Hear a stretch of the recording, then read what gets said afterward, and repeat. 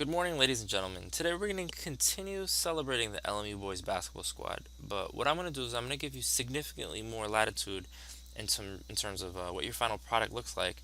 Although we probably do want to include this group photo right here. So we're going to be creating a calendar inspired by some professional graphic design. So here we have, for example, a really cool poster featuring Marquette with the individual players sort of bursting through the letters themselves, and we've got a really nice reimagination that Cindy Lee produced last year. So this is a really high quality reimagination that looks wonderful. Here's another really great example from Madonna, and we're going to talk about a few of the small techniques that we used to sort of create these sorts of calendars. So here we've got a really cool example of desaturation and color range. I'm going to teach you guys how to do that if you're interested in terms of what that looks like.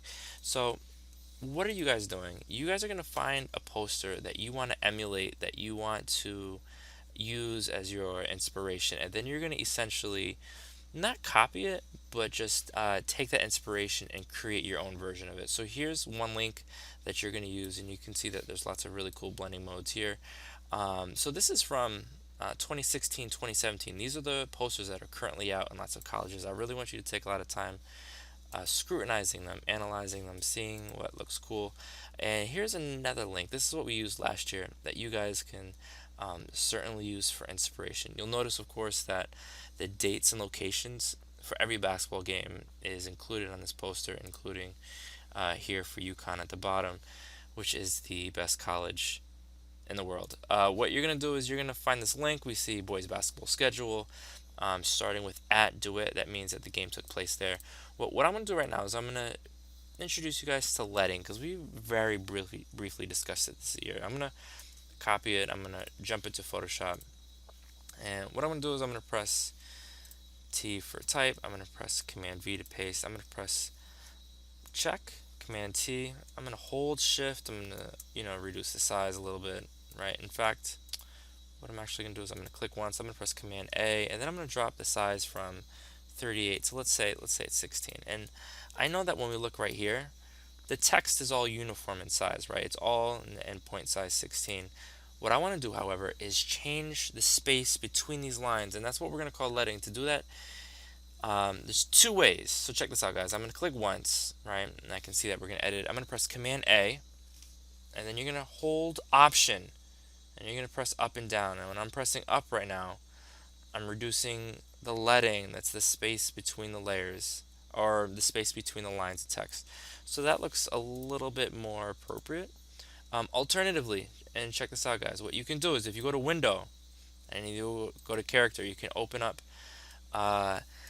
this little window right here, and we've got lots of options. What I'm going to do right now is I can see that right now it's at 16, right? 0.16. If we wanted to change it to 24, this is going to influence the size. So nothing's selected, but as long as we're on this layer in the layers palette, we can adjust the size. What I'm going to do right now is to the right of it. You guys see this right here?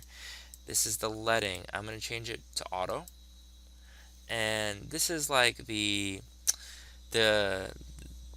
default space between text according to Photoshop. If we wanted to increase the letting, I can see it's at 24. If we wanted to make it 36, it's going to be like this. 72, that's way too much. If we wanted to make it 10, you're going to see it's overlapped, right? That looks kind of cray-cray. So we can, again, adjust it right there, or press Command A, and I'm going to hold Option and press down. Great. And so if we want to kind of space like that, that looks good. Also, if you wanted to bold, for example, the home games, what we can do is you're going to highlight this, and then we've got a number of options right here. And what I'm going to do is I'm going to press that, click on that heavy T, and it says Faux Bold. You can click right there, boom, and you can see that it's a little bit heavier.